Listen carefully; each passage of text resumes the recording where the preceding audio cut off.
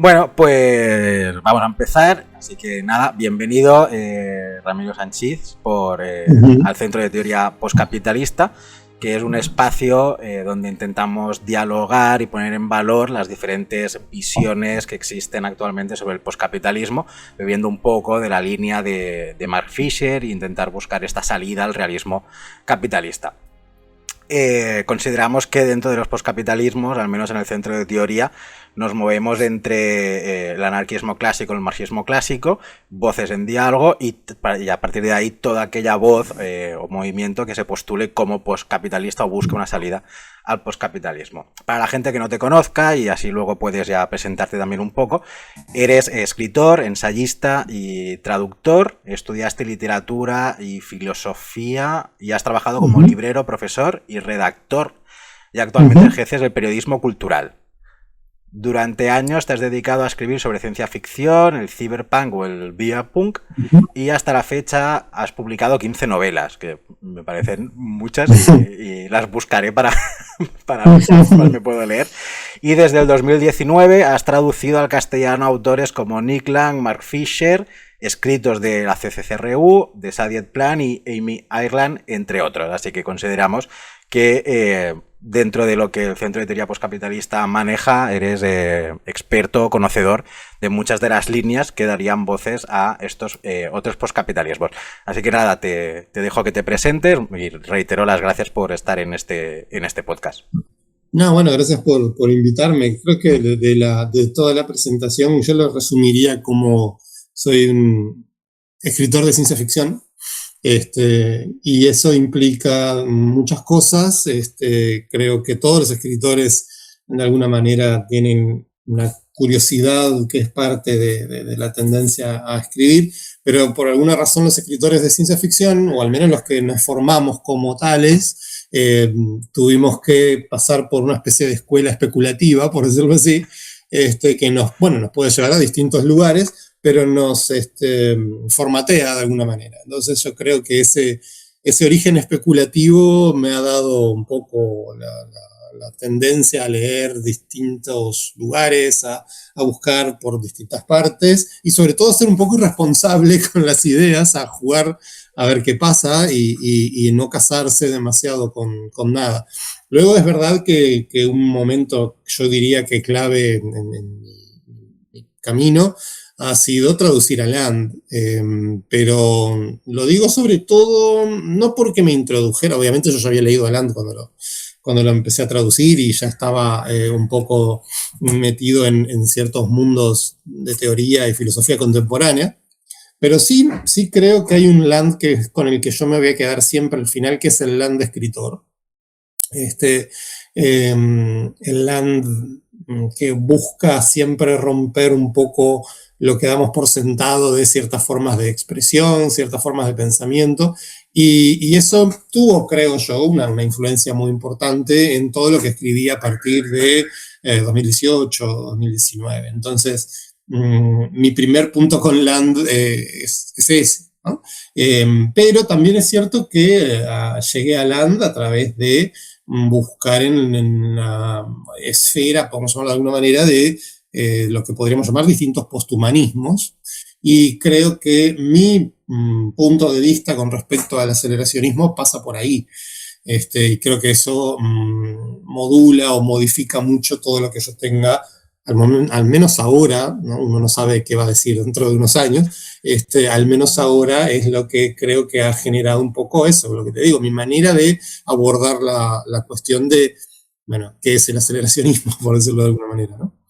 Vale, perfecto. Sí, estoy completamente contigo. Si nos entramos dentro de los poshumanismos o las ideas de lo inhumano que residen tanto dentro de la teoría de ficción especulativa, ¿no? A partir de Land y Sadiet Plan, sobre todo, que generaron todo el pensamiento de la CCCRU.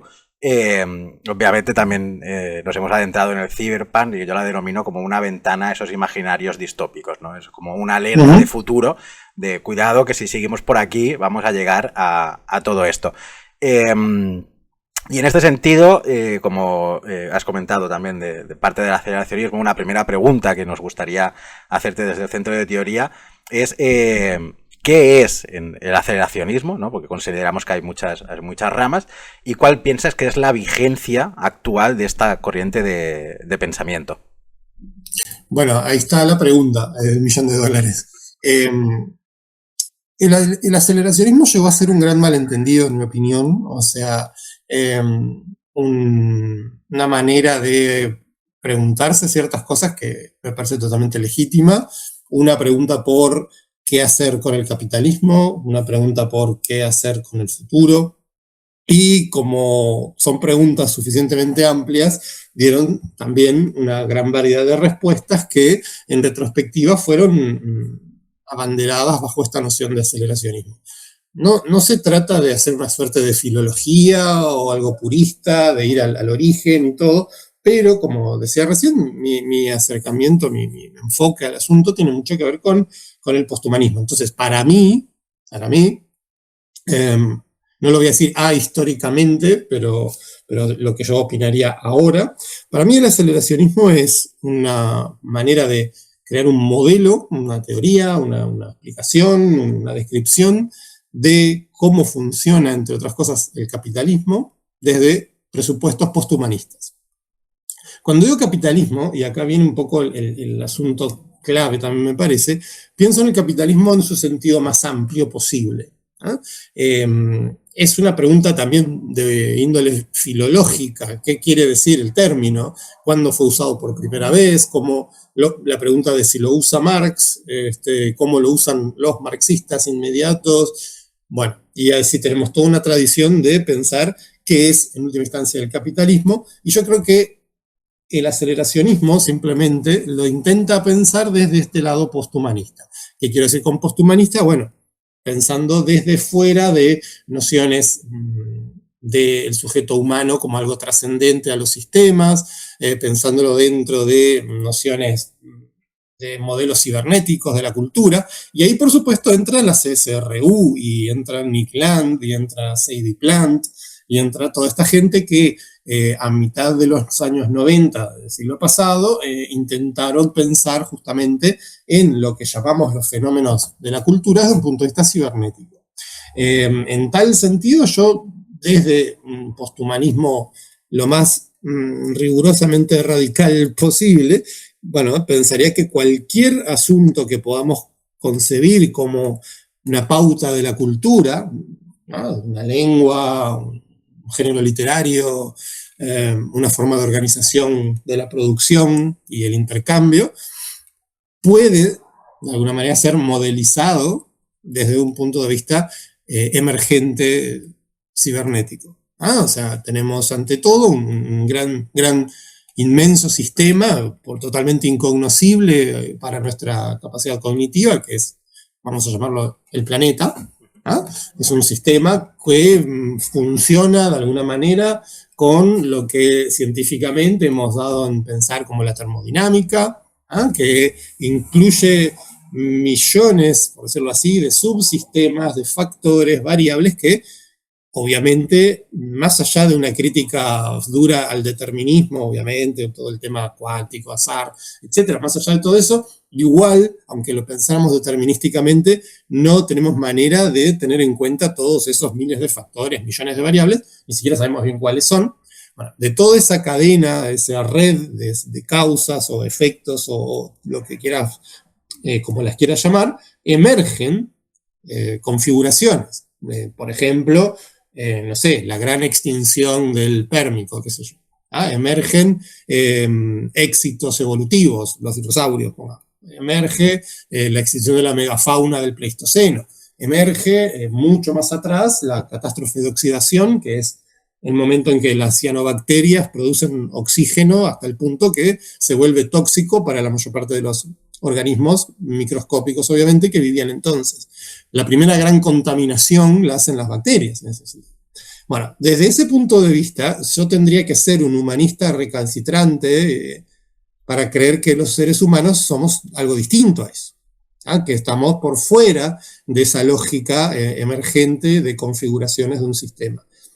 Y eso es lo que yo entiendo por posthumanismo, ¿no? Creer que no puedo concebir al humano en ese lugar privilegiado, ese lugar más o menos trascendente a los sistemas, quiero decir, o sea, trascendente en el sentido de estar por fuera y poder incidir sobre él y no ser esencialmente alterado por él. O sea, uno puede pensar en una concepción ingenua de la tecnología, pongamos, ¿no? La tecnología como esta cosa medio maligna que a mí me aliena de una esencia natural. Bueno, en ese sentido, yo lo que voy a creer es que el humano es trascendente a la tecnología y la tecnología puede dañarlo mucho, pero no deja de preservarse esa naturaleza esencial que tenemos que recuperar, una cosa agnóstica, etc.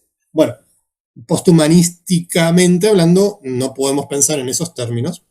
Y ahí viene entonces el marco, o sea, tenemos que preguntarnos por la organización de la producción, por la organización de las sociedades, por la estratificación, en la medida en que las sociedades humanas se van haciendo más complejas, el éxito evolutivo del ser humano en sentido de su multiplicación por la Tierra en todos los ecosistemas, su asociación a otras especies, su manera de alguna manera volver exitosas también en términos de replicación a especies como el trigo o especies como el arroz, con las que tenemos esta suerte de simbiosis, las vacas, qué sé yo. Todo este enorme sistema que se va organizando desde un punto de vista cibernético a sí mismo, no desde un lugar trascendente. Y eso ya lo dice todo, ¿no? Entonces yo creo que el aceleracionismo se pregunta por una parte de todo eso, que es el capitalismo en una primera instancia, tratando de pensar por fuera de una noción de, bueno, el capitalismo es algo que hacen sujetos que son trascendentes al sistema del cual el capitalismo es una parte. Entonces creo que ahí viene el primer asunto. El aceleracionismo en ese sentido, o sea, restituyéndolo a su origen en la indagación cultura cibernética de la CCRU, se pregunta por la política e intenta reformular el concepto de política, no librarse, es imposible librarse del concepto de política, y es imposible librarse del concepto de agencia individual o colectiva. Pero lo que se propone, en última instancia, admito, leyéndolo retrospectivamente, con otra retórica, que no es la misma que usaba Land, por supuesto, que usaba la CCRU, es pensar, repensar, resignificar esos conceptos de agencia, esos conceptos de política, desde, bueno, esta tomada de partido firme de la cual no me pienso mover, que es pensar desde un punto de vista posthumanista. Entonces ahí empieza el asunto. El aceleracionismo así entendido intenta explicar la política. Lo que pasó en algún momento, me parece, es que ocurrió lo contrario, que la política intentó explicar el aceleracionismo, y ahí surge algo que, con completa honestidad intelectual, Williams y Stronacek llamaron una política aceleracionista. Entonces, ahí es donde me parece que aparece esa distinción muy clara. Tenés el aceleracionismo, por un lado, que es un programa de investigación teórica, básicamente, y después tenés la política influida por ese programa, más o menos, hacia un lado o hacia otro, que sería la política aceleracionista que tuvo ¿cómo decirlo? Tuvo el empuje de poner al término aceleracionismo en el debate público. A partir de ahí, claro, se ve muy fácilmente que esa relación de aceleracionismo y política se puede resolver de muchas maneras. Entonces tenés, por un lado, los que la mantienen y hablan de un aceleracionismo de izquierda, un aceleracionismo de derecha, un aceleracionismo adecuado, ecológico, como quieras, toda la explosión que hubo en algún momento.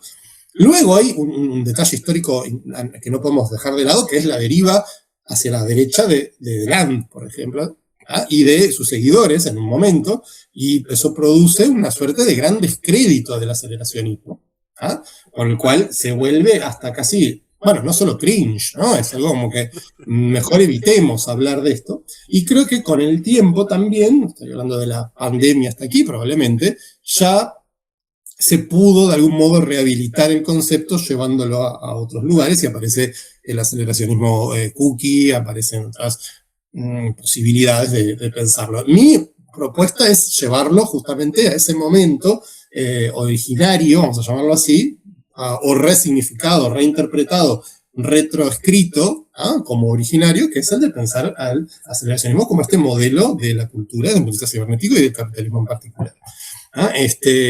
Y por eso distinguir aceleracionismo de una política aceleracionista. Eso, por supuesto, implica pelearse con el propio land, y está clarísimo. Vos recién, hace un rato, me hablabas de me preguntabas por mi postura. Bueno, mi postura con land yo no estoy para nada alineado con sus conclusiones específicas en ciertos temas.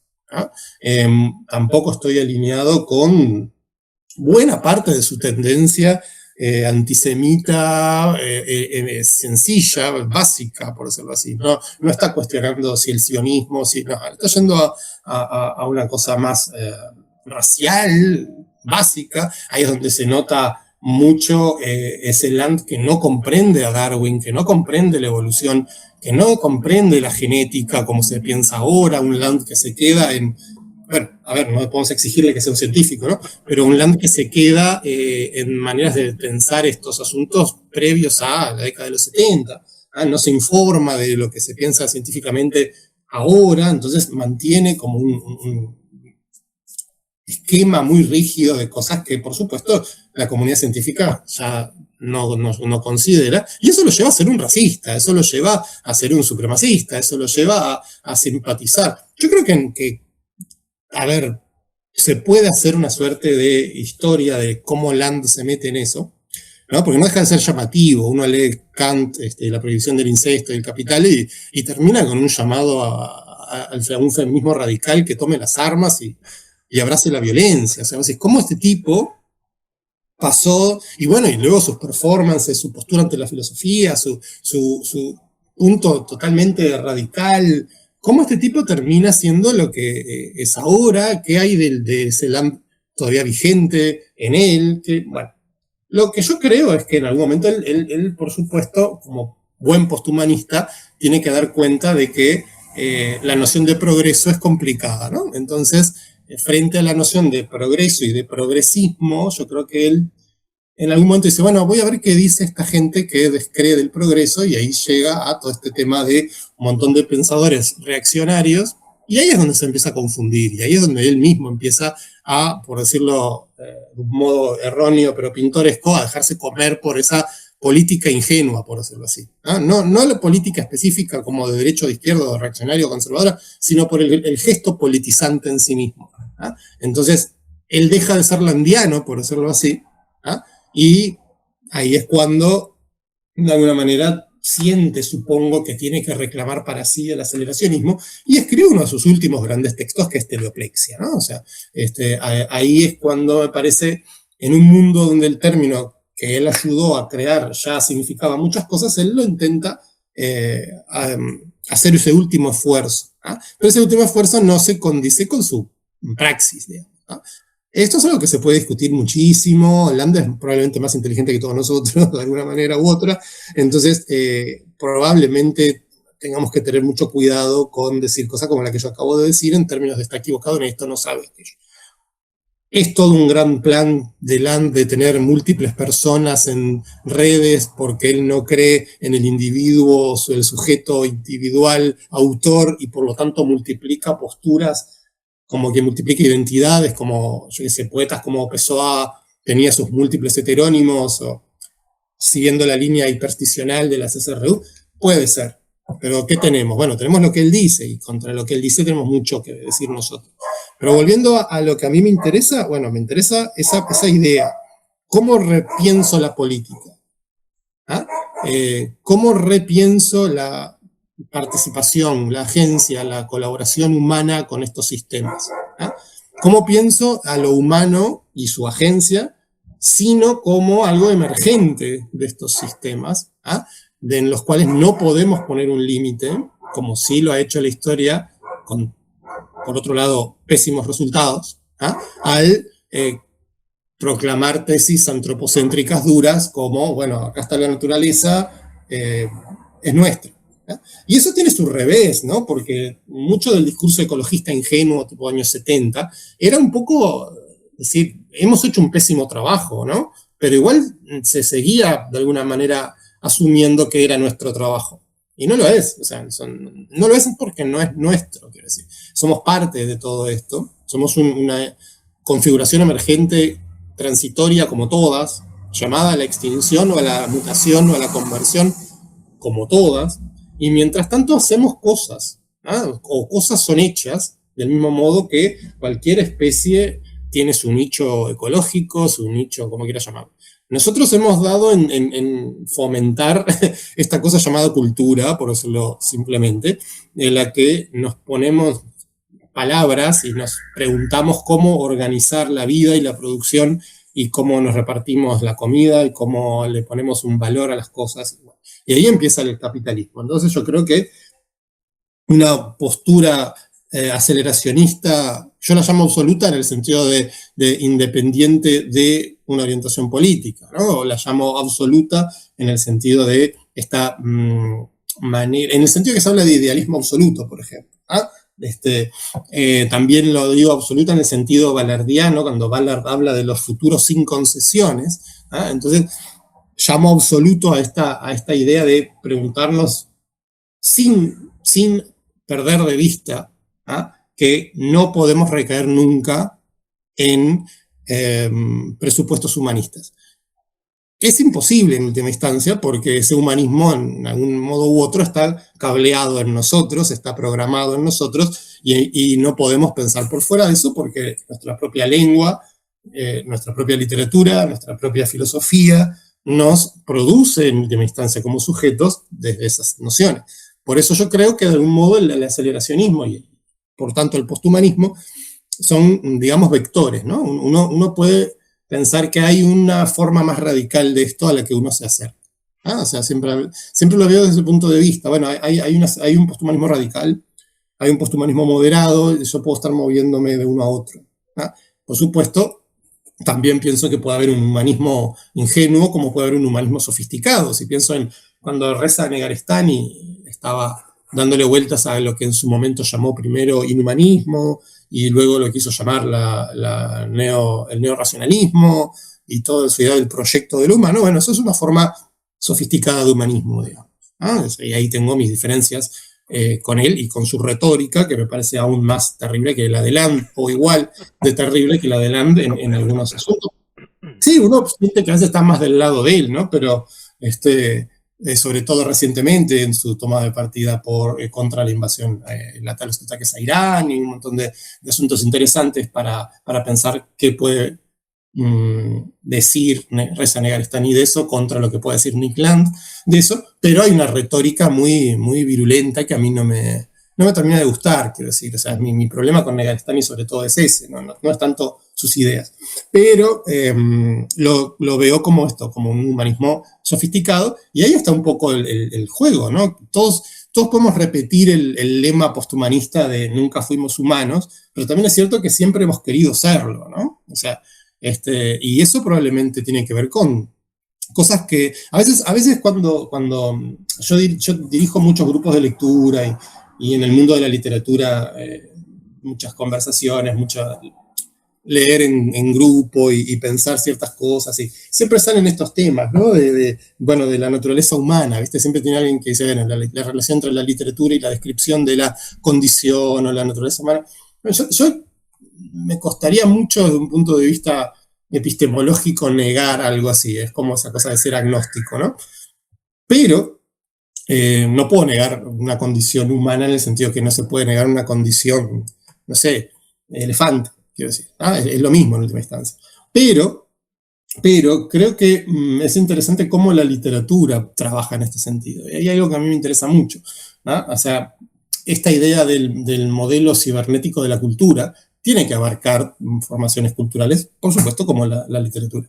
Y muchas de las cosas que la literatura pensada como un proceso histórico postautoral, ¿no? Algo como le gustaba a Borges a veces pensar imaginemos la literatura como algo creado por un único autor que va más allá del tiempo, ¿no? En ese sentido, creo que hay muchas de las cosas que tomamos por naturaleza humana, en realidad es naturaleza prehumana, ¿no? Y ahí es donde tenemos mucho de pensar, me parece, a lo humano necesariamente como una instancia más en la evolución primate o la evolución mamífera o la evolución vertebrada, y ahí tenemos toda esta historia de la Tierra. A mí me interesa muchísimo esa perspectiva. Yo no soy científico de formación, ¿no? Y me formé más bien en epistemología crítica y yo qué sé, no sé, Feyerabend o Kuhn y toda esta gente que se preguntaba por el método científico y medio que ese desencanto posmoderno ante la ciencia y mucha manera de pensar en el... Bueno, todo eso me parece súper interesante desde un punto de vista teórico, pero también estoy mucho con Cantan Meyasous y la idea de, bueno, tenemos que dar cuenta de esta suerte de éxito de la ciencia a la hora de pensar el universo. Y por eso tengo mi perspectiva en ese sentido cientificista, vamos a llamarla mal. ¿No? Y creo que eso es parte del asunto, ¿no? Como la termodinámica, como el estudio de la deriva filogenética, de la evolución, nos dan elementos para pensar en todo esto. ¿Ah? Las lenguas, cuándo surge el pensamiento simbólico, de qué manera hay pautas biológicas que nos vuelven más proclives a asociarnos con determinados vegetales o determinados animales u hongos y somos partes todos de esta enorme biosfera. Todo esto que vengo diciendo desordenadamente es lo que para mí resulta indispensable en el fondo si uno quiere pensar en el capitalismo. ¿Ah? Porque si no, y acá viene mi problema con muchas versiones politizadas o políticas de la cuestión, es que terminamos reduciéndolo a un aspecto del capitalismo contra el que es súper legítimo manifestarse, yo diría hasta con las armas si fuera necesario, ¿ah? O incluso pensar al capitalismo como una pauta emergente, ¿ah?, en la vida del planeta, agenciada por humanos, ¿ah?, que se aprovecharon del descubrimiento de combustibles fósiles y que en un momento, gracias o por desgracia, terminaron ocasionando una crisis ecológica tan fuerte que termina por ir contra el propio capitalismo. ¿Ah? Y ahí una suerte de postcapitalismo ecológico es, bueno, la pregunta de ¿el capitalismo va a ser como agencia o agenciamiento lo suficientemente inteligente como para sobrevivir a la depredación que él mismo causó, ya no en las vidas de las personas y sus afectos y la explotación y todo eso que tenemos el deber moral de denunciar, ¿ah?, sino mismo en la estructura misma del planeta, en lo que estamos viendo ahora, lo que venimos viendo en los últimos años, ¿ah?, y que termina por o bien volverse una suerte de carrera suicida, ¿ah?, algo que le gustaría a Land, ¿no? Creo que es un poco lo que resuena con su corazoncito batailiano, ¿no?, y la sed de aniquilación y todo eso. O podemos pensar que quizá haya una forma de inteligencia, sea lo que sea la inteligencia, que haga que el postcapitalismo de algún modo aprenda la lección. No quiere decir que vaya a ser mejor que lo que tenemos, lamentablemente, ¿no? Pero si el capitalismo quiere sobrevivirse, va a tener que aprender un poco a qué hacer con estos recursos que está dilapidando, por decirlo así, o con este planeta que está arruinando. Que la vida luego salga adelante, por supuesto. Bueno, esto ya lo dijo Jurassic Park en la película de La vida siempre se abre camino. No, es que eso quiere decir muchas cosas, pero sí. Sobre todo quiere decir que no hay ninguna gran extinción de la que no haya sobrevivido algo y ese algo no haya encontrado una magnífica oportunidad, ¿ah?, de diversificarse. O sea, lo que pasa es que, claro, no nos gusta un mundo sin osos polares o sin... yo de niño, influido por lecturas y por documentales, sufría muchísimo con cosas como matar focas. O sea, por las pieles, y tenía una afectividad muy fuerte en ese sentido, o sea, cuando era un niño. Pero en el fondo lo que quiere decir es que, por supuesto, nos gusta más este mundo que un mundo dominado por medusas, por decirlo así. ¿Ah? Y a gran escala, bueno, no hay que ser H.P. Lovecraft para pensarlo así, a gran escala todo esto es una configuración efímera, ¿ah?, de la que podemos ver qué va a pasar o no. Me parece... Por eso es muy escéptico el aceleracionismo absoluto, quiero decir, ¿no? Bueno, sí, sí. No, me parece muy interesante todo lo que has comentado muchísimas cosas. Pero empezaré mencionando una que pienso que es también una de las ideas principales que han girado alrededor de toda esta exposición que has hecho, que es los conceptos como el de interdependencia, ¿no?, que actualmente Patricia Reed lo mueve mucho, o esta idea del materialismo sensible de Donna Haraway, O toda la idea del realismo agencial de Karen Barat, por ejemplo, ¿no? Que habla mucho de, o sea, sobre todo Karen Barat, que apuesta mucho por la idea esta de la interacción, de que en realidad el ser humano no dejan de ser cortes o cortes internos de la propia materia, capaz de desarrollar conciencia, por lo tanto la materia es consciente. En ese sentido, nosotros somos conscientes de que somos materia y que por lo tanto eso ya genera un cambio, o debería de generar un cambio ontológico y epistemológico de no hay un ser humano y una naturaleza, sino que todo forma parte exactamente del mismo devenir, ¿no? Y que nosotros intentamos controlar, aunque ella dice que tampoco puede haber una agencia que busque el control de la materia, porque es la propia materia agenciándose a sí misma, ¿no? Dentro de todo esto. Entonces me resonaba mucho todo lo que estabas comentando y claro, a veces pienso, o sobre todo a partir de la propuesta landiana de la ilustración oscura al final de todo, ¿no? Que acaba abogando por este horizonte biónico al cual el capitalismo va a llegar, porque es como nosotros, él critica mucho que el poscapitalismo en el fondo es una estaticidad, ¿no? Es como no le estás dejando al capitalismo o al capital seguir su propio curso, porque también presenta la historia del capitalismo, del capital como un poco ahistórica, ¿no? Es como esta fuerza suprema que siempre ha funcionado a expensas de lo humano, pero claro, el humano es el que ha acabado, como comentabas, ¿no? A partir de descubrir los combustibles fósiles, pues generamos un sistema de producción y ese sistema de producción lo llamamos capitalismo y podemos llegar a considerar que es como un ente ahistórico que no tiene ninguna fuerza y que lo único que hacemos, como que al final acaba diciendo Niklan, es generemos una inteligencia artificial y apartémonos del mundo porque estorbamos, porque el capital ya hará a sí mismo todo, ¿no? Que tenga mucho la idea esta del miserabilismo trascendental, pero él acaba, bajo mi punto de vista, convirtiendo un poco al capitalismo en algo trascendental, ¿no? Vale que él acaba diciendo que el capitalismo es inhumano, pero bajo mi punto de vista hay gente detrás de esto, ¿no? Es un pensamiento, es una ideología que el ser humano ha generado. Y claro, todo esto, creo que voy a pasar un poco del guión porque todo lo que has comentado ya me da para poderlo comentar.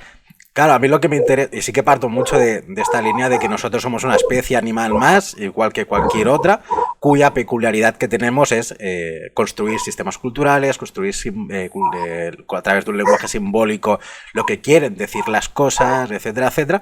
Por lo tanto, como diría Fisher, el capitalismo deja de ser una narrativa libidinal que acaba ligando el deseo a esa forma concreta, histórica, que llamamos capitalismo, ¿no? Y que al final, a través de Thatcher y Reagan, pues del fin de la historia, consideramos que lo único que puede haber y desear siempre será, en esta idea, el capitalismo, ¿no? Entonces, ¿cuál es la capacidad de agencia real? Porque luego tú acabas diciendo, ¿no?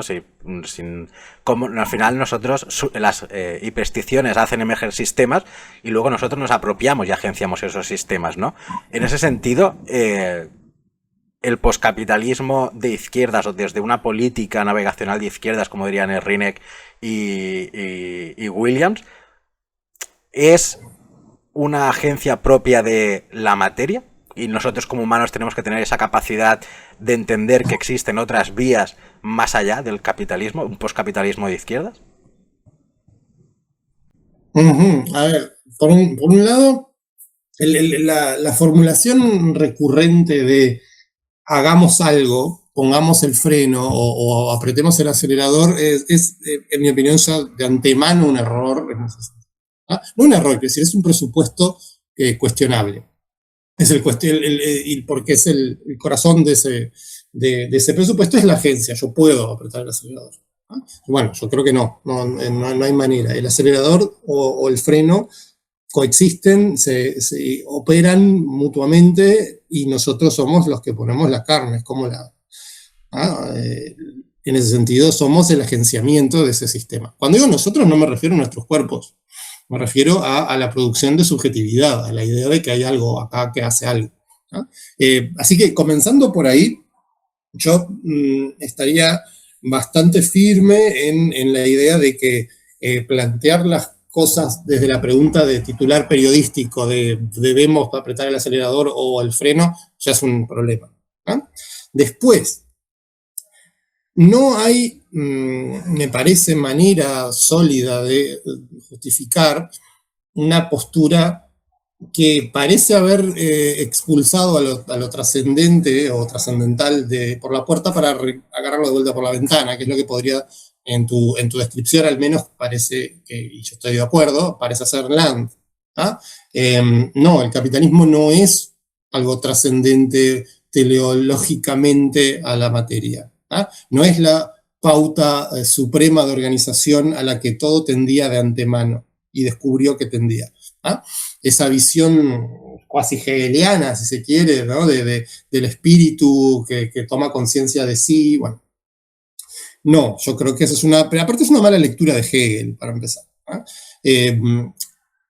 Por otro lado, la múltiple, infinita, no sé, pero la inmensa potencialidad de pautas posibles en la historia nos hace pensar que esta en la que vivimos es una más.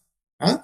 O sea, no, dadas estas, por lo que te decía al principio, ¿no? Dadas estas inmensas variables, ¿ah? Esta inmensa cantidad de variables, es como un juego, ¿ah? Cuyo resultado, ¿ah? En un momento dado, depende de la suma vastísima, incognoscible, irrastreable, inconmensurable, como quieras llamarla, de decisiones tomadas o de pasos tomados. ¿Ah? En ese sentido, estaría muy alineado con una forma dura de la crítica al no alternativa. ¿Ah? Por supuesto que hay alternativas. Está lleno de alternativas. Es la biblioteca de Babel de Borges, si querés, el índice de las alternativas. ¿Ah? Lo que sucede, en última instancia, es que hay una suerte de proceso que lleva al presente, ¿ah? Y que cabría pensar conduce a ciertos futuros. ¿Ah? Lo que está en nosotros en cada momento en que paramos para reflexionar y vemos posibles futuros, bueno, nuestros límites cognitivos hacen que esos futuros que veamos son más o menos proyecciones lineales de un estado de cosas presente del cual no conocemos mayoritariamente cómo funciona. ¿Ah? Entonces no creo que haya una potencialidad intrínseca de la materia destinada de antemano a producir el capitalismo. ¿Ah? No. Lo que pasa es que ahí el argumento que podría dar Land para defender su visión más trascendento-teleológica es su concepción de inteligencia, y creo que ahí es donde cabe el debate, me parece. ¿Qué es la inteligencia? ¿Ah? Land podría decir, en última instancia, que todos los sistemas evolucionan hacia una forma de inteligencia. ¿Ah? Entendiendo inteligencia y ahí viene la pregunta. ¿Ah? Lo que sabemos científicamente, por decirlo de alguna manera, es que la entropía siempre tiene que aumentar.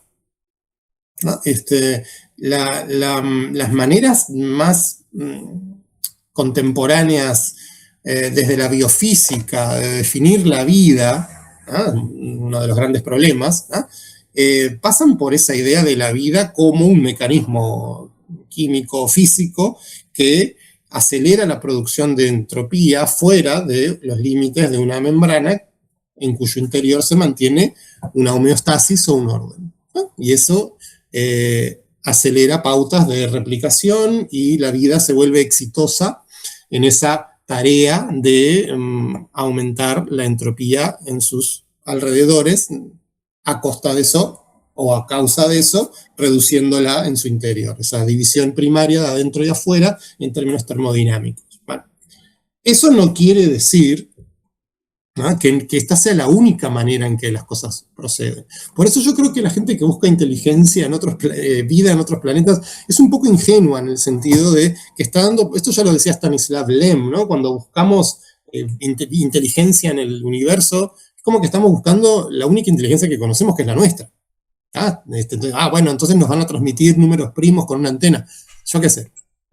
No, claro, parece muy... Se puede argumentar, o sea, vivimos en el mismo universo, ¿no? Qué sé yo. Las leyes de la ciencia deberían ser las mismas. Pero es muy hasta cierto punto ingenuo pensar así, me parece.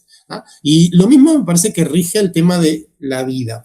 Todos estamos muy dispuestos a ver como una posibilidad de, bueno, sí, es posible que haya inteligencias no humanas, por supuesto, que son inconmensurables con lo humano, ¿no? O sea, eso lo vemos, y creo que ya dejó de ser especulativo, y lo vemos con los hongos, o lo vemos, ¿por qué no?, con los cetáceos, etcétera. No te digo con los chimpancés porque están muy cerca de nosotros. Digo, tienen guerras, literalmente. Tienen formas que nosotros diríamos primarias, primitivas, pero que en el fondo se parecen más a la cultura que a otra cosa. Entonces, pienso en otras inteligencias quizás en juego, en el árbol filogenético, el rizoma filogenético terrestre. Pero lo difícil a veces es llevar eso a la posibilidad misma de la vida. Si cuando buscamos vida, no estamos buscando vida como se dio aquí en la Tierra. Entonces, ni siquiera pienso que haya una especie de determinismo de potencialidad ideal fuerte en ese sentido. Hay múltiples organizaciones posibles, teniendo en cuenta algo tan básico como la tendencia del universo a ir cuesta abajo con la disipación de entropía. Entonces, no creo que podamos, tan sueltos de cuerpo, defender una noción básica de inteligencia y creer que cualquier cosa que multiplique esa inteligencia va a ser aquello a lo que tiende el sistema como atractor. Dicho esto, por supuesto, cada momento del sistema puede definir su propio atractor y puede pautar un poco a lo que va a atender. Pero después hay un montón de cosas en juego, el azar mismo. La evolución, pongamos caso. La evolución en sentido darwinista. Parece, y esto es lo que Land a veces no entiende bien, parece decirse que cuanto más adaptable y más inteligente en ese sentido sea un organismo o una comunidad de organismos, más chance va a tener de reproducirse y de propagar ese genoma. Bien, pero lo que esa concepción parece asumir es una continuidad del entorno, por la cual siempre vamos a estar seguros de que podemos medir qué es ser más inteligente. Va a ser adaptarse mejor a este entorno. Pero la historia del planeta nos ha demostrado, viendo cualquier libro de divulgación, el más simple, o cualquier documental de Netflix al respecto, por ir a lo más básico, que el planeta no solo ha estado a la merced de sus propios procesos que hacen aparecer erupciones volcánicas masivas, inesperadas, pero que son parte del sistema de alguna manera, como también está sujeto al bombardeo de asteroides o pautas del ciclo solar o otras estrellas o rayos gamma, lo que se te ocurra. El cosmos es un lugar hostil, por decirlo dramáticamente. Entonces esos contextos, esos entornos cambian. Y de pronto eso de inteligente hay que pensarlo como todavía en un nivel más allá. Bueno, esa va a ser volver a adaptarse pero no va a ser la misma inteligencia. Eso lo entendió muy bien Kurt Vonnegut en una de sus mejores novelas, que es Galápagos. Contra lo que dice Land, yo diría que es al revés. Las especies son lo menos inteligente que pueden permitirse en ese sentido. Es como un mínimo de inteligencia en el que estamos dispuestos a invertir. Porque esa inversión lleva gasto termodinámico, energético. Entonces la inteligencia como gran solución, y por lo tanto el capitalismo como esa producción de inteligencia, y la inteligencia artificial como el siguiente paso en la evolución, todo eso para mí son hipersticiones en las que terminamos creyendo más o menos. Pero no quiere decir necesariamente que sean telescopios adecuados para ver el futuro. Por eso yo creo que el futuro siempre es weird, en el sentido fischeriano del término. El futuro siempre nos va a traer eso que no debe ser, para que no se casa con lo que esperábamos, que no coincide. Por eso me interesa mucho la trayectoria de Fisher en ese sentido. De Fisher tenemos siempre como muchas imágenes en conflicto, y termina siendo un poco como la imagen consagrada, sobre todo en español, la que articula Caja Negra, la editorial, ¿no? O sea, lo articula en el mejor sentido posible, ¿no? En el sentido de, bueno, es una editorial que opera en un contexto determinado, Argentina primero, con ciertos horizontes políticos e ideológicos específicos que le llevan a tomar libros de Fisher y elegir qué textos sí y qué textos no. Eso es lo lindo de Fisher. Fisher no es un escritor de tratados, no escribe fenomenología del espíritu, ¿no? Fisher es un tipo que escribe en este formato súper plástico y súper vibrante, que es el posteo, ¿no? El blog. Entonces, yo tomo un montón él mismo lo hace, yo tomo un montón de posteos de blog, los ordeno y con eso hago un libro. Eso es Fantasmas de mi vida, ¿no? Fantasmas de la vida, o eso es Lo raro y lo espeluznante. El tema es que yo editorialmente puedo decir, mira, acá está hablando de esto que acá en Argentina, bueno, yo estoy en Uruguay, pero digamos que estoy en Argentina, que acá en Argentina nadie sabe de qué diablos está hablando, entonces vamos a cambiar esto por esto otro, y si yo tengo que elegir, bueno, entonces crean un Fisher, ¿no? Si te fijas, K-Punk, por ejemplo, la compilación, daría un efecto de lectura completamente distinto si estuviera presentada en orden cronológico, ¿no? Entonces ahí surge un poco como este fantasma, por decirlo así, de que Fisher tuvo un pasado multiloco y radical y raro, landiano, ¿ah? Cuando escribe su tesis doctoral y le interesa todo eso, y luego, ¿no? Dice, no, bueno, vamos a ponernos serios, vamos a hablar de estas cosas. Yo no creo que sea así en modo alguno. Para mí en Fisher conviven todo el tiempo las dos preocupaciones y la tendencia siempre a volver a ese posthumanismo del que argumentalmente surge. ¿Ah? Sí. Y lo raro y lo espeluznante, me parece, es justamente el momento en que, tardíamente, porque lamentablemente terminó su vida muy poco después, es cuando me parece que se acerca a dar un paso más allá de lo que él había establecido y que seguimos leyendo como su gran aporte en realismo capitalista. ¿Ah? Creo que esa apelación a lo raro en última instancia es lo que podríamos convertir en un modo cultural posterior al realismo capitalista. Obviamente él no lo dijo porque se murió. Y tampoco llegó a ver cosas como la pandemia, ni mucho menos lo que está pasando ahora a nivel ecológico y político. ¿Ah? O sea, entonces no sé, obviamente, qué habría dicho Fisher. Pero creo que en gran medida ese paradigma cultural que él toma de Jameson y lo combina luego con Derrida y lo engloba en esta noción de realismo capitalista, muy, muy interesante, muy útil, ¿no? Creo que no estamos viviendo en ese momento, por eso ya vivimos ese momento, ahora estamos en otro lado. Y quizá una de las herramientas más interesantes que pudimos tener para pensar en ese otro lado es una noción que el propio Fisher introduce, que es cómo pensar en lo weird o lo raro por fuera de estos géneros literarios y de estas películas, sino como opción epistemológica, ¿no? Y incluso ontológica se podría pensar, ¿no? Él no llegó hasta ese punto, pero podríamos tratar de extrapolarlo hacia ahí. Y ahí hay algo que a mí me interesa mucho, ¿no? Porque nos hace repensar esa noción del futuro, que es el punto. O sea, si el realismo capitalista nos dice cancelamos la historia porque hemos llegado a la organización de producción más eficiente y más inteligente que hay, y por lo tanto, sí, yo sé que hará sufrir a mucha gente, pero no me importa, ¿no? Porque es parte de casualties of war, ¿no? O sea, la guerra es así, digamos, ¿sabes? Ese discurso muy obviamente apropiado por la derecha y etcétera. Sin embargo, ¿no? Yo diría que ese discurso también colapsa, por eso, ¿no?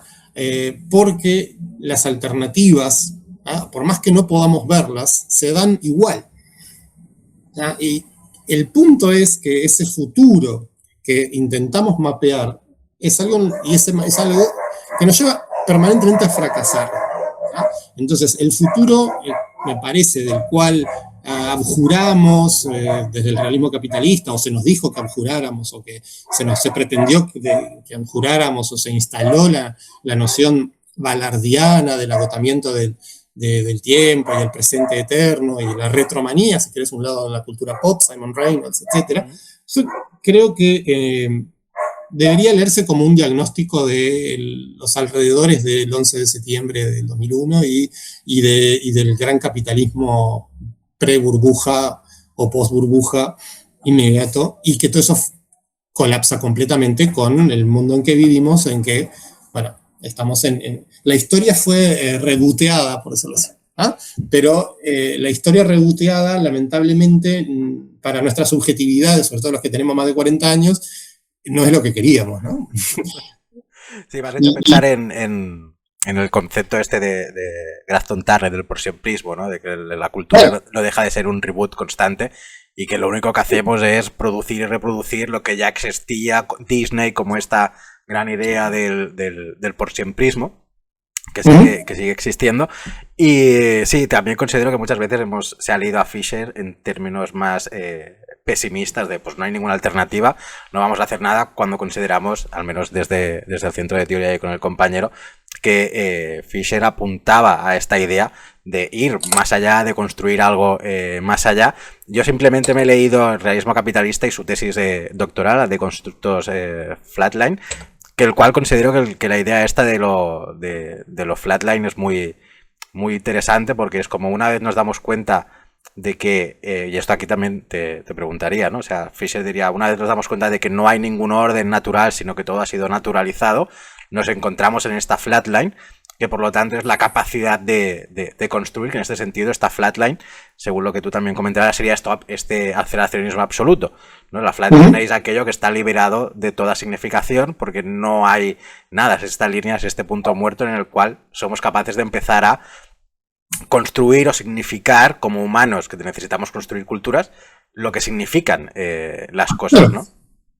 Es que yo creo que lo que se olvida fácilmente es la inevitabilidad del significado. O sea, uno podría fácilmente pararse en un lugar nihilista, ni siquiera, o sea, un nihilismo desdramatizado, vamos a llamarlo así, ¿no? Donde, bueno, no hay un significado trascendente a la producción, ¿no? O sea, no hay algo a lo que nos queremos acercar, no hay un hogar al que volver, ¿no?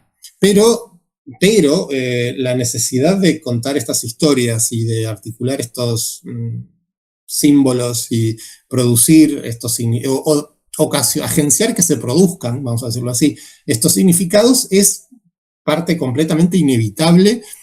Y ahí es donde el aceleracionismo más como duro, noventero, landiano, nos da como esta herramienta de la autonomía, ¿no? La idea de la autonomía del capital, como si fuera algo que se desgajó un poco y que hace un sistema aparte y que es una especie de afuera, lo humano. Bueno, yo no comparto 100% esa idea, pero la metáfora, por decirlo así, del virus o la metáfora del agente invasor, ¿ah? que nos altera y que nos suscita un cambio, es muy, muy aplicable en términos de la cultura, en el sentido de que creamos estos relatos y luego nos dejamos contagiar por ellos, ¿ah?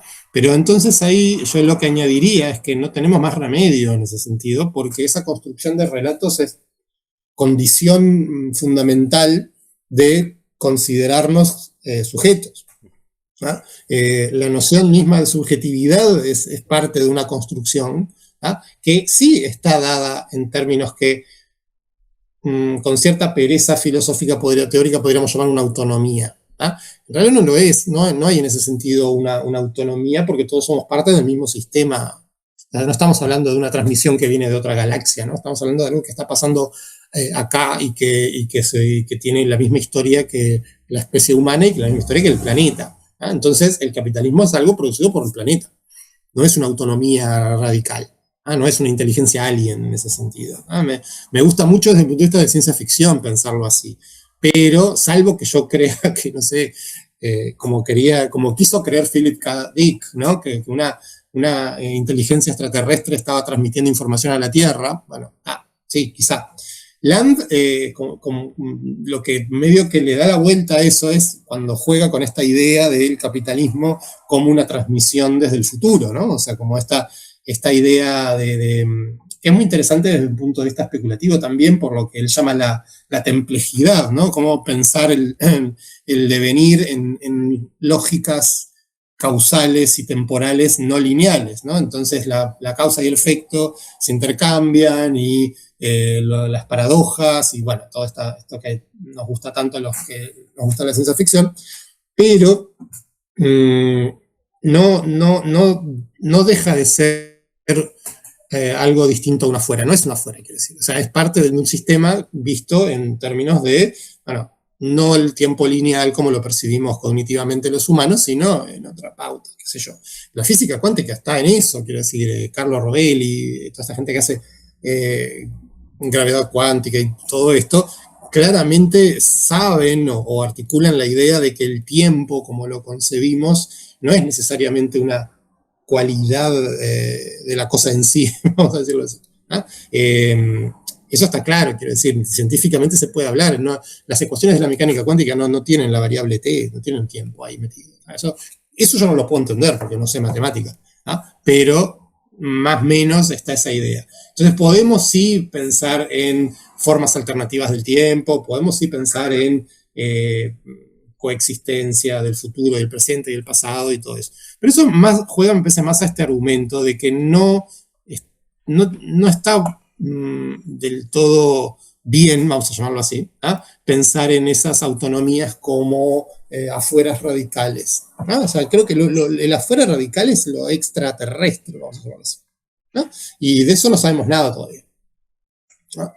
No sabemos nada. Quizá algún día sepamos. La ciencia ficción se ha encargado de eso. Quiero decir, tenés una ciencia ficción muy conservadora, ideológica y filosóficamente, que plantea que bueno, es más o menos todo lo mismo. Y después tenés una ciencia ficción más radical, posthumanista, como Solaris de Stanisław Lem, qué sé yo, Aniquilación, Stalker, todo eso, ¿no? Donde ahí sí, bueno, ese más allá de lo humano, no terrestre, bueno, es inconmensurable con lo humano, etc. Pero mientras estemos dando vueltas a cosas que comenzaron cuando alguien dijo, no te cambio una cabra por una oveja, sino que te doy estas moneditas, ¿ah? Bueno, o vamos más atrás, Timothy Morton, creo que el último libro que a mí me gustó de él es Humankind, ¿no? Creo que se tradujo como, no sé si se tradujo como humanidad, pero bueno, que desarrolla esta idea de cómo la revolución agrícola en el neolítico es la que pauta la gran hiperstición cultural de que somos distintos a la naturaleza, ¿no? Esa brecha la llama él, ¿no? Bueno, ahí yo sí tengo que pensar en el capitalismo, empiezo ahí, ¿no? O sea, por supuesto, no estoy pensando en el capitalismo en el sentido en que nos conviene si estamos haciendo una lucha contra el capitalismo. Obvio, estoy totalmente consciente de eso. ¿Ah? Y a la hora de ir a votar lo voy a tener muy en cuenta. O a la hora de manifestarme lo voy a tener muy en cuenta.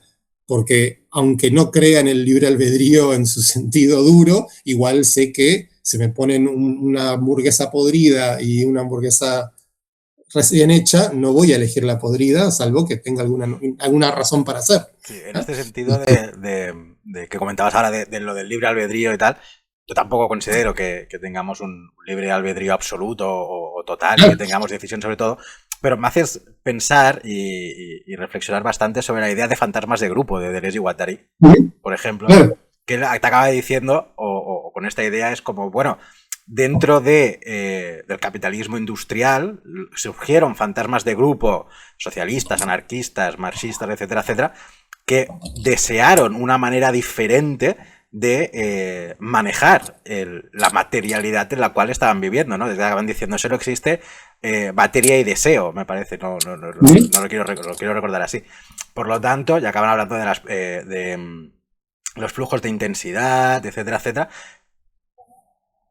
Y aquí la pregunta es, ¿por qué, o por qué consideras, o qué piensas al respecto de los fantasmas de grupo y la proliferación de diferentes relatos, ¿no? Pues tú en el texto me parece que hablas de cualidades, utilizas un concepto, ahora no lo recuerdo, cualidades, lo tendré por aquí.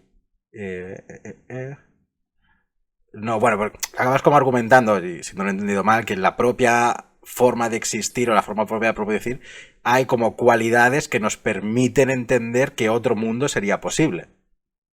Entonces, en ese sentido, ¿hasta qué punto, volvemos otra vez al tema de la agencia, que es que pienso que es lo importante de tu texto, hasta qué punto estos fantasmas de grupo que surgen dentro de una misma forma de producción industrial o a día de hoy cibernética, pueden generar o mover la sociedad hacia un cambio u otro, ¿no? Porque si no es como hasta qué punto podemos aguantar las lógicas que en el centro de Dios llamamos cibercapitalismo para que no deriven en un totalitarismo, fascismo cibernético con la consolidación de praxis, etcétera, etcétera, si realmente existe o no una posibilidad de que estos fantasmas de grupo puedan redirigir un poco el devenir absoluto de la vida.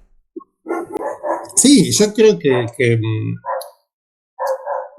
el problema del planteo político en términos de una oposición básica entre conservador reaccionario, o sea, aquel que quiere que todo sea igual porque es como se beneficia o cómo se benefician sus amos, y progresista, lo que izquierda, como quieras llamarlo, que intenta un cambio hacia una configuración más igualitaria o entendida mejor de cualquier manera que a vos se te ocurra. No, hay mil opciones. Esa dicotomía es complicada en el sentido de que siempre hay presupuestos, y siempre el mayor presupuesto es, como decía hace un rato, esa capacidad de agencia. Entonces, yo puedo decir eso. Por ejemplo, ningún neoliberal en realidad está realmente clamando por desregular nada. O sea que si yo voy al viejo concepto cibernético de lo ciberpositivo y pienso que el aceleracionismo es ciberpositivo y es por lo tanto un llamado a la desregulación y por lo tanto es derecha neoliberal, es una equivocación en realidad. Como te digo, ningún neoliberal ha querido desregular, ha querido regular en el sentido conservador que veníamos diciendo hace un rato. Pero, y acá viene el asunto, salvo la idea que tuvo Salvador Allende, de utilizar computadoras, ordenadores, para tener en cuenta todo el cuerpo de la producción de un país, como quiso hacer Allende con su proyecto CyberSyn, que él quería tener esta computadora central donde todas las fluctuaciones del mercado y la producción fueran alimentadas y procesadas, y eso le permitiera intervenir. Bueno, sacando esa utopía del control cibernético, todo termina siendo incognoscible, en el sentido epistemológico agnóstico del término. Por eso, una de las cosas que trato de hacer en el artículo que está en Maximum Overdrive es pensar desde un punto de vista un poco más escéptico cosas como la singularidad y distintas alternativas postcapitalistas radicales, ¿no? Como, bueno, viene una singularidad, nos borra a todos del planeta, o viene una singularidad y nos salva. Bueno, porque, y acá viene un poco lo que yo decía lo que te decía hace un rato, no sabemos, ¿no? O sea, sí actuamos, ¿no? Cada día a día, los fantasmas, son agenciamientos colectivos, son momentos en que nuestro relato de subjetividad, nuestra manera de pensarnos a nosotros mismos a través del lenguaje, y a través del cuerpo fosilizado del lenguaje, que podría ser la literatura, y a través de esta red de retroalimentación permanente por la cual estos fantasmas que creamos luego nos producen a nosotros mismos, nos llevan a algún lugar inevitablemente. Claro que hay una alternativa, claro que las cosas van a cambiar.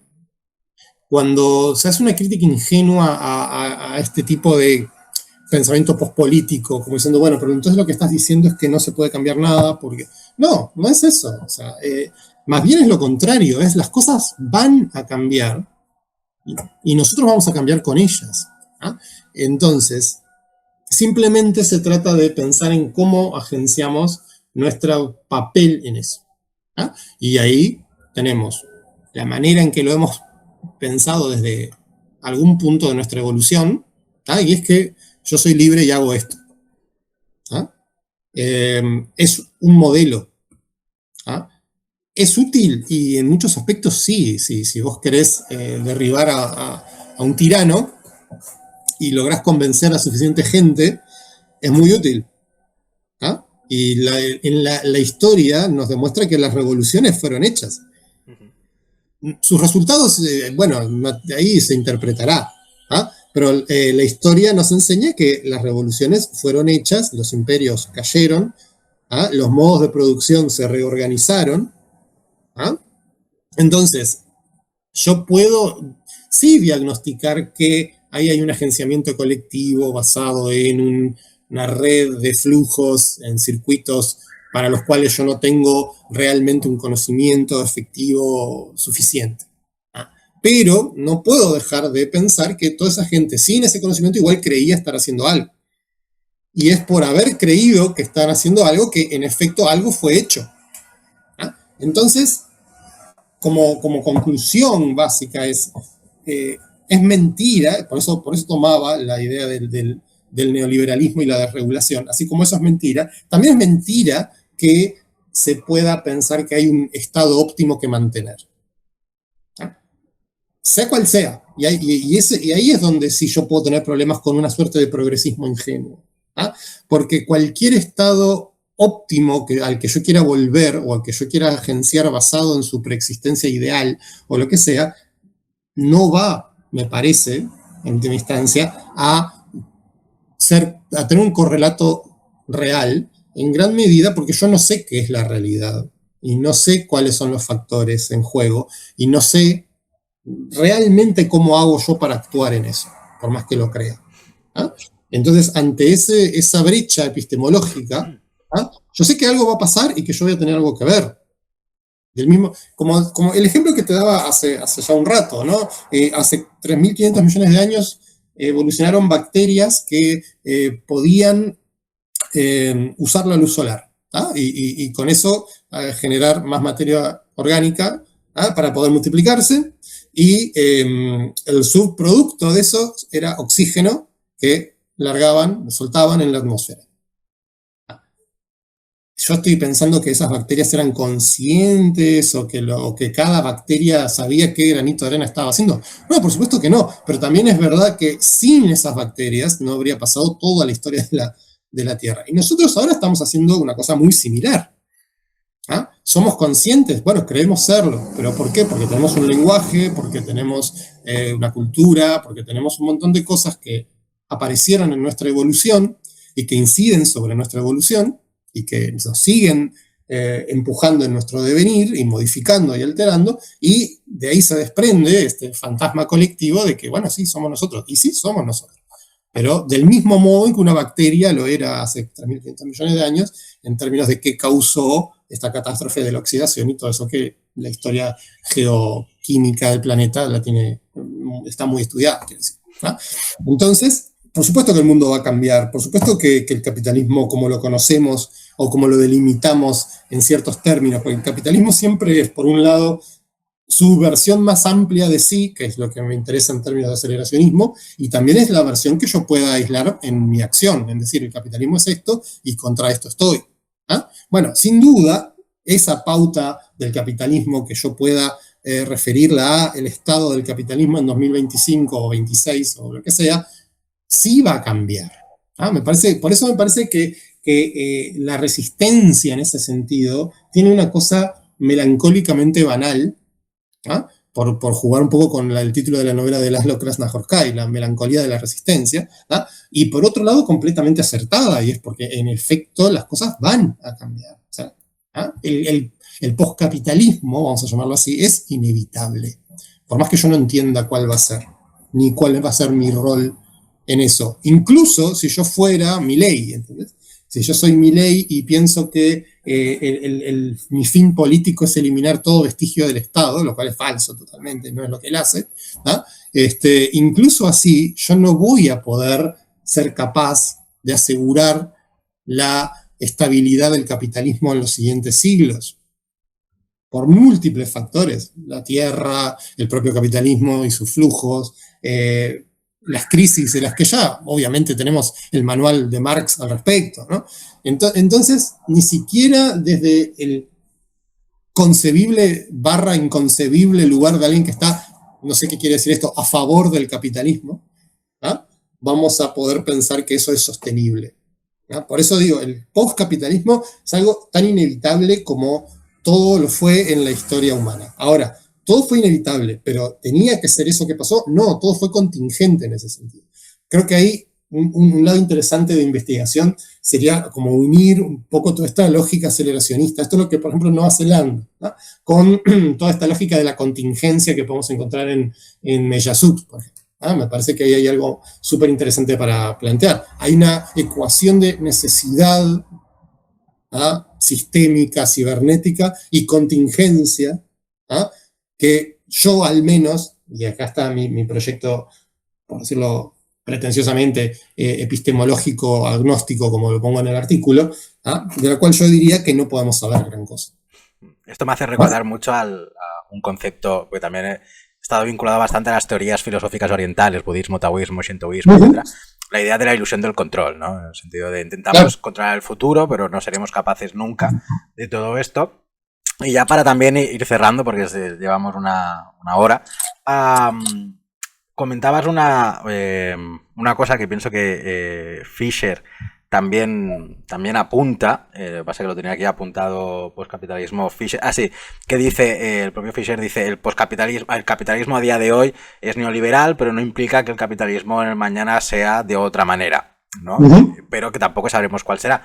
Y en este sentido, también me he leído a Rebecca Henderson, Johan Norberg, Joaquín Costa, son los nuevos promotores de cómo el capitalismo va a salvar al planeta, ¿no? Va es la línea del capitalismo verde, el capitalismo consciente, pero en el fondo es como, también es una idea de no dejar morir al capitalismo para esta gente, ¿no? O sea, obviamente, si tú eres un capitalista, un burgués, tienes los medios de producción y el capitalismo como sistema te favorece, tú vas a querer que ese sistema que te favorezca siempre te mantenga, te deje seguir.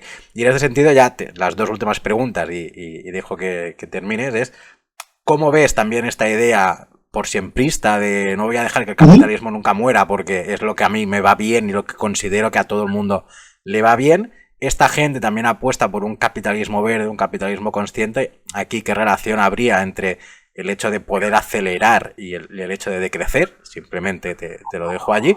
Y ya está, luego voy a traer la última pregunta final para ver cuál es tu visión de... Yo creo que en última instancia esa gente tiene fe en la inteligencia del capitalismo. O sea, claro, y eso yo creo que es al menos dudoso. No puedo descartar la opción, pero si la mantengo especulativamente, no puedo tampoco dejar de pensar en qué entiende esta gente por capitalismo, ¿no? Porque estamos hablando de un sistema, claro, libre mercado, etcétera, bueno, tecnocapitalismo. Yo honestamente pienso que simplemente no están viendo ni por asomo cosas que se pueden ver claramente que tienen que ver con esto que llamaría un fin ecológico, por decirlo mal, del capitalismo. O sea, muy bien, imagínense que yo creo que hay un potencial en el capitalismo para, llegado el momento de que se cumplan ciertos ciclos y las cosas funcionen, realmente esto le dé prosperidad a las masas, vamos a llamarlo así. Bueno, incluso si yo no creo eso, pero incluso si yo creyera eso, igual tengo que dar cuenta del problema, lo que podríamos llamar efectos ecológicos del asunto.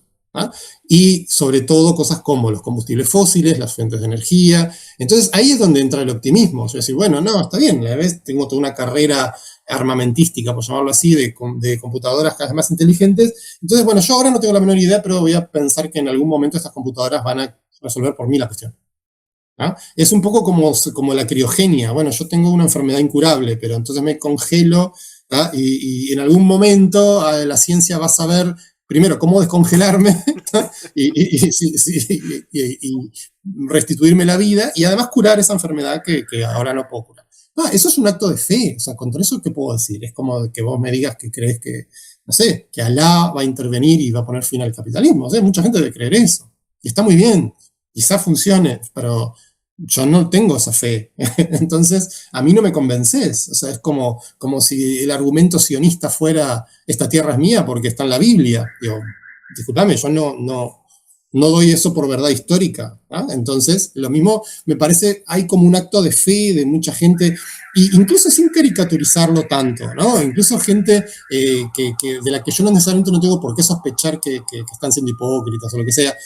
Incluso gente que está en el ámbito del transhumanismo y que realmente se leyeron a los cosmistas rusos y tienen su postura con respecto al prometeísmo e incluso gente que, yo qué sé, como en su momento había un lado del xenofeminismo que claramente iba por ese lado. De esa gente yo creo lo mejor, que tiene las mejores intenciones, pero bueno, me parece que en el fondo se apoyan mucho en una especie de fe. ¿ah? Todos lo hacemos en mayor o menor medida y creo que el desafío es preguntarse por los presupuestos. Creo que ahí viene un poco el punto. Cuando hay debates por la inteligencia artificial o cuando todo eso, sí, estoy totalmente de acuerdo con muchos, yo que sé, dibujantes, ¿no? Que salen con el problema de los derechos de autor y cómo las máquinas se están apoderando de su producción para bla, bla, bla. Estoy totalmente de acuerdo. O sea, genial. Hay alternativas, hay regulaciones, pero también puedo ir más allá. Primero puedo cuestionarme qué son los derechos de autor. ¿Ah? Por el copyright. Puedo pensar cómo era la historia cuando eso no existía. ¿Ah? Puedo pensar en cómo vivían los artistas. Pero incluso si eso no fuera suficiente, incluso hay un montón de presupuestos que tienen que ver con el arte y lo humano y el artificio y la naturaleza, que si no los abordamos, no vamos nunca a tener una postura sólida con respecto a, por ejemplo, a la inteligencia artificial. Y yo creo que con la gente que sea como capitalista o opticapitalista, en el sentido optimista, capitalista, creo que sí, son tan ingenuos como la gente que cree que se puede realmente, no sé, destruir Internet y el capitalismo bursátil y capaz que se puede. ¿Ah?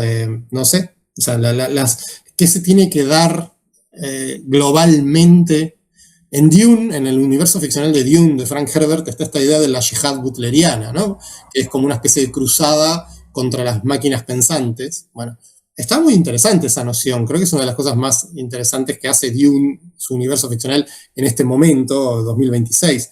Ahora, ¿qué tendría que darse a nivel colectivo para que algo así sucediera? Es algo que me pregunto. ¿Ah? Entonces, pensar simplemente que es posible que mañana todos salgamos y tomemos el Palacio de Invierno, yo me mantengo escéptico. Quizás una postura cómoda de sillón de clase media montevideana, bueno, sí, admitido, pero estamos hablando en términos especulativos, ¿no? Como decimos acá, cuando las papas queman, la cosa llama a otros procedimientos. Pero si estamos hablando únicamente en términos de la vieja filosofía o la vieja teoría y cosas que podemos conversar y tratar de argumentar y citar bibliografía y pensar, bueno, yo ahí tengo muchas dudas con respecto tanto a esas posturas tecnológico-capitalistas optimistas como a su reverso anti todo. ¿Ah? Que me parece muy loable. Digo, todo el mundo sabe que el capitalismo es una máquina de producir sufrimiento. ¿Ah? Pero si queremos que se termine, me parece que tenemos que pensar un poco más. Sí, sí, completamente de acuerdo contigo. Ya para acabar, una última pregunta, que también sería un poco un ejercicio hipersticional de ¿cómo te imaginarías tú, ¿no? Un futuro postcapitalista y no capitalista al mismo tiempo? Simplemente para que nos dibujes un poco esta idea. Y luego también te quería remarcar otra cosa que has comentado, pero se me acaba de ir de la cabeza, así que nada, te dejo el último para que comentes esto y si se me viene, pues diré, ahora. Viene, genial. Yo creo que no hay manera de pensar en la cuestión del futuro a mediano o largo plazo sin tener en cuenta los efectos en la producción de subjetividades y afectos y pautas cognitivas que está movilizándose en este momento a través de, sí, la inteligencia artificial y todo esto. ¿Ah? ¿Por qué digo esto? Bueno, es simplemente porque estamos pensando en cuál es el futuro de los humanos. ¿Ah? Y un mundo más humano en el sentido típico del uso de ese término en este contexto, ¿ah? Pero lo que tenemos que pensar primero es que a lo mejor no somos humanos. ¿Ah? No en el sentido cyborg, no en el sentido alien, no, simplemente en el sentido de que entendemos por humano un montón de cosas, pautas cognitivas, afectivas, un montón de asuntos que son históricas, que ya cambiaron, y que van a volver a cambiar, ¿no? Entonces, creo que no hay ningún futuro en el que podamos especular que no sea, y acá viene un problema, ¿no? Es lo que es uno de los grandes problemas de la ciencia ficción. Siempre imaginamos futuros para humanos. O sea, nos imaginamos como humanos en medio de ese futuro y lo pensamos todo de acuerdo a eso. Si yo quisiera, esto es lo que se propuso Ballard en 1964, si yo quisiera pensar un futuro que no haga concesiones, ¿no? O sea, un futuro en ese sentido absoluto, como el término que uso en mi propuesta de aceleracionismo absoluto, ¿ah? Tendría que sacar a lo humano o desplazar o mutar a lo humano de la ecuación. ¿Ah? Y creo que la mejor manera de acercarnos a la posibilidad de una respuesta, ¿ah? Es tener en cuenta cómo han ido cambiando estas pautas cognitivas desde cosas como la escritura hasta tecnologías como la imprenta, tecnologías como Internet, la informática, etc. Todo eso ha ido modificando, la fotografía, el cine, la grabación, todo eso es fácil de ver, por ejemplo, en la historia del arte, cómo esas cosas cambiaron desde que se pueden grabar sonidos o capturar imágenes y todo eso. Pero es un cambio cognitivo. La perspectiva, ¿ah? Tecnología de representación de imagen pautada por los artistas del Renacimiento, cambió nuestra manera de ver el mundo. ¿Ah? Entonces, no hay futuro que yo pueda pensar si no me pregunto antes por lo humano en términos de una mutación. Y citando una frase de Matrix, ¿ah? El futuro, no hay un futuro al que no lleguemos juntos, le dice una máquina a Neo, ¿verdad? El oráculo. ¿Ah? Y creo que esa idea de, y ahí sí voy al término cyborg en un sentido un poco más interesante, creo, esa cosa híbrida, ¿ah? Ni siquiera es que en el futuro vamos a ser cyborg, sino que obviamente ya lo somos. ¿Ah? La tecnología es lo que nos hizo y hará humanos en ese sentido. Humano es lo que decimos a cada momento que significa ser humano. En el futuro lo que vamos a decir como humano va a ser distinto. Y eso va a tener que ver con qué tecnologías usemos. ¿Cuáles son las del futuro? Bueno, yo no quiero predecir autos voladores porque todo el mundo fracasó con eso, ni computadoras gigantes, porque también todo el mundo fracasó con eso. Entonces, seguramente o muy probablemente se den pautas en oposición, por ejemplo, gente que sea ciberpositiva, por decirlo así, en el sentido de seguir avanzando en la línea de delegar en lo automático maquínico procesos cognitivos que antes eran orgánicos, ¿ah?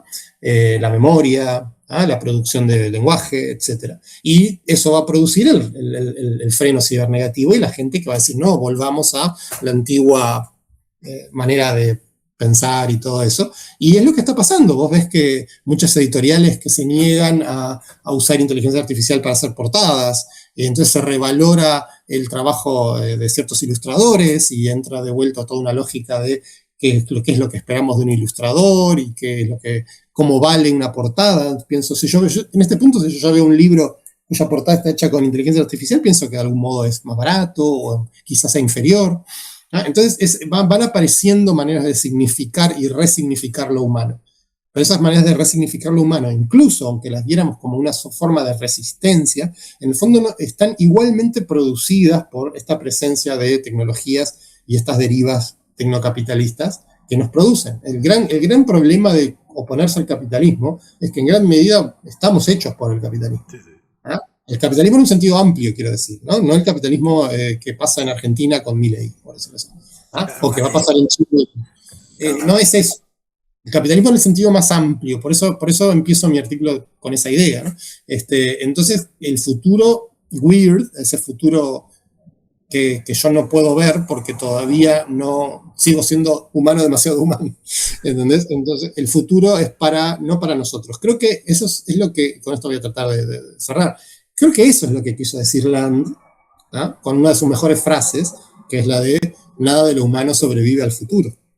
¿No? No es la extinción en el sentido duro del término, aunque no hay que descartarla, por supuesto, es más que posible, ¿no? Sino esta gran deriva o devenir o mutación histórica, ¿no? De lo humano basada en la tecnología producida por los propios humanos y que incide sobre los humanos que la produjeron y los cambia, ¿no? Ahí está para mí el problema del futuro, ¿no? Es un problema epistemológico, es un problema a nivel cognitivo, etc.